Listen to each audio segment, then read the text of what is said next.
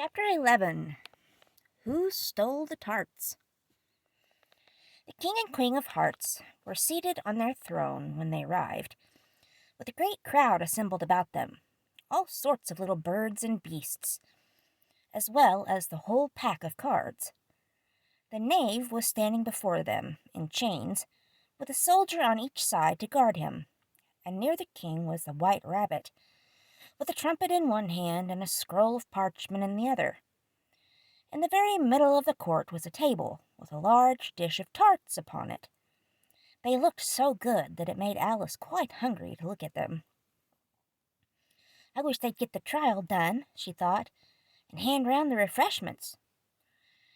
But there seemed to be no chance of this, so she began looking at everything about her to pass away the time. Alice had never been in a court of justice before, but she had read about them in books, and she was quite pleased to find that she knew the name of nearly everything there. "That's the judge," she said to herself, because of his great wig. The judge, by the way, was the king, and as he wore his crown over the wig, look at the frontispiece.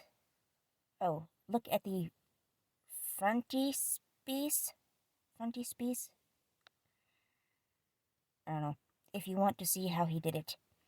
He did not look at all comfortable, and it was certainly not becoming. "And that's the jury box," thought Alice, "and those 12 creatures—" She was obliged to say creatures, you see, because some of them were animals and some were birds. "I suppose they are the jurors." She said this last word 2 or 3 times over to herself, being rather proud of it. For she thought, and rightly too, that very few little girls of her age knew the meaning of it at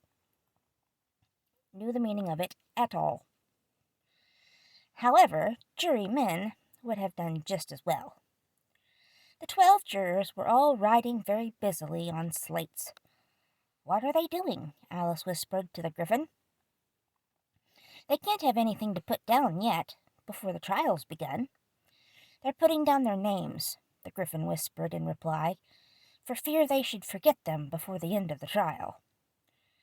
"Stupid things," Alice began in a loud, indignant voice, but she stopped hastily, for the white rabbit cried out, "Silence in the court!"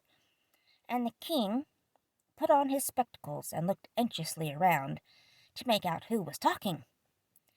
Alice could see, as well as if she were looking over their shoulders, that all the jurors were writing down "stupid things" on their slates, and she could even make out that one of them didn't know how to spell stupid, and that he had to ask his neighbor to tell him. "A nice muddle their slates'll be in before the trial's over," thought Alice. One of the jurors had a pencil that squeaked. This, of course, Alice could not stand, and she went around the court and got behind him, and very soon found an opportunity of taking it away. She did it so quickly that the poor little juror, it was Bill, the lizard, could not make out at all what had become of it. So after hunting all about for it, he was obliged to write with one finger for the rest of the day, and this was a very little use, as it left no mark on the slate. "Herald, read the accusation," said the king.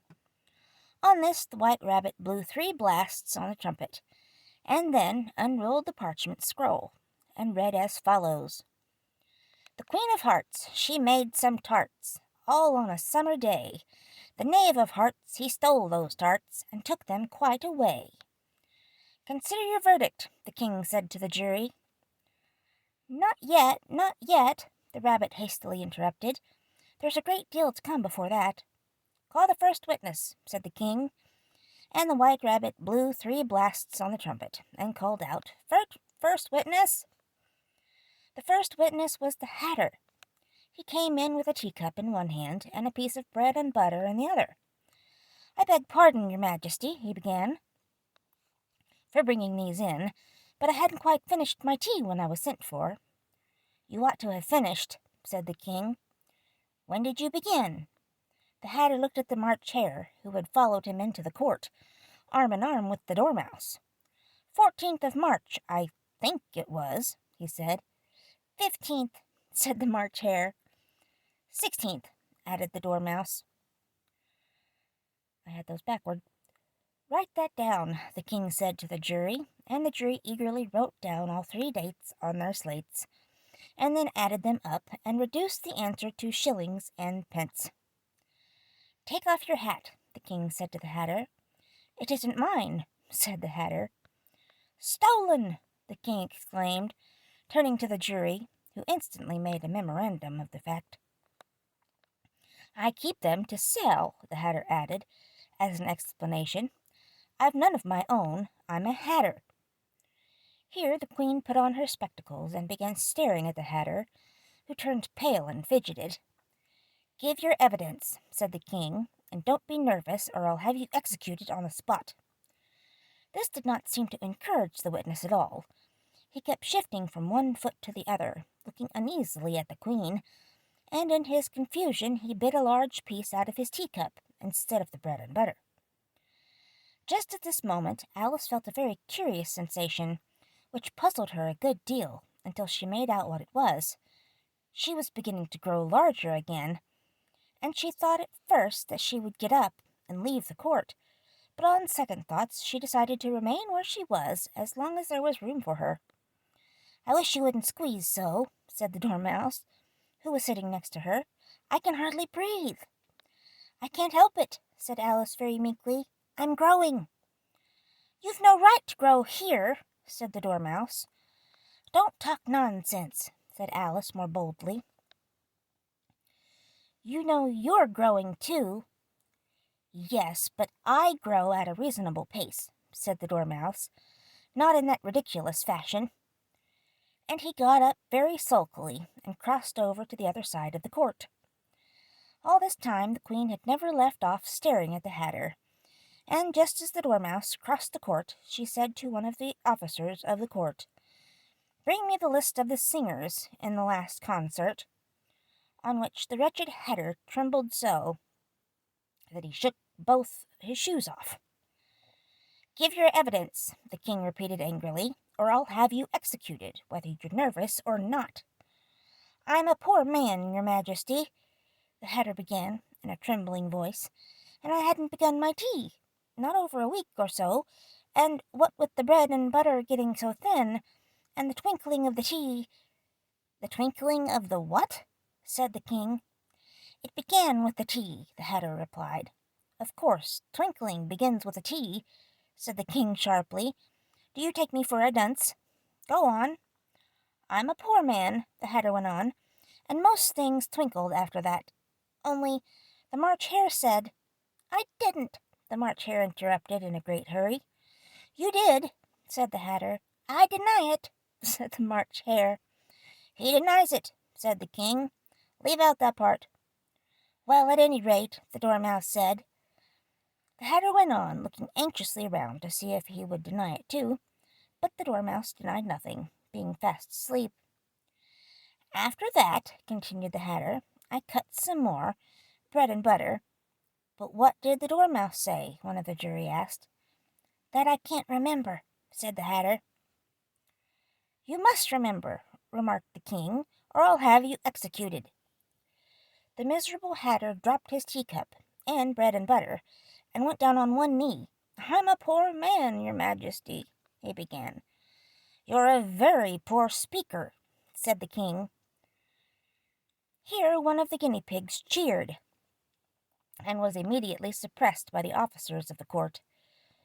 As that is rather a hard word, I will just explain to you how it was done. They had a large canvas bag, which, tied up at the mouth with strings, into this they slipped the guinea pig, head first, and then sat upon it.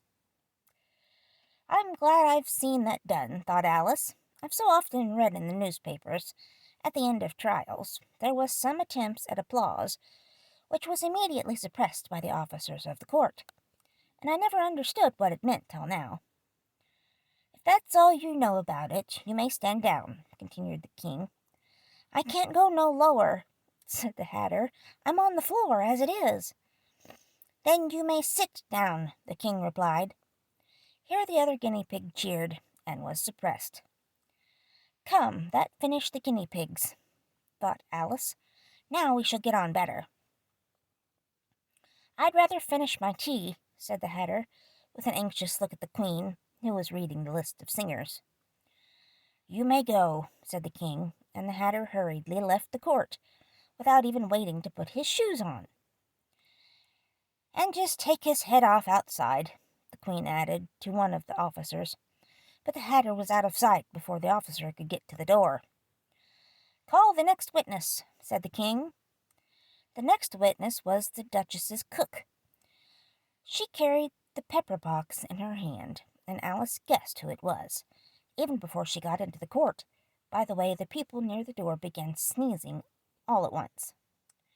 "Give your evidence," said the King. "Shan't," said the cook. The King looked anxiously at the White Rabbit, who said in a low voice, "Your Majesty must cross-examine this witness."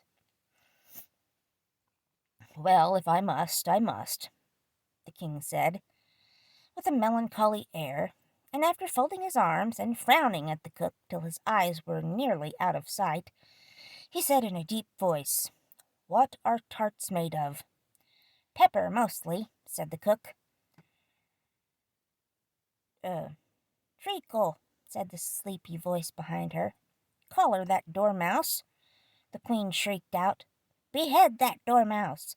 Turn that Dormouse out of court! Suppress him! Pinch him! Off with his whiskers!" For some minutes the whole court was in confusion, getting the Dormouse turned out, and by the time they had settled down again, the cook had disappeared. "Never mind," said the King with an air of great relief. "Call the next witness." And he added in an undertone to the Queen, "Really, my dear, you must cross-examine the next witness. It quite makes my forehead ache."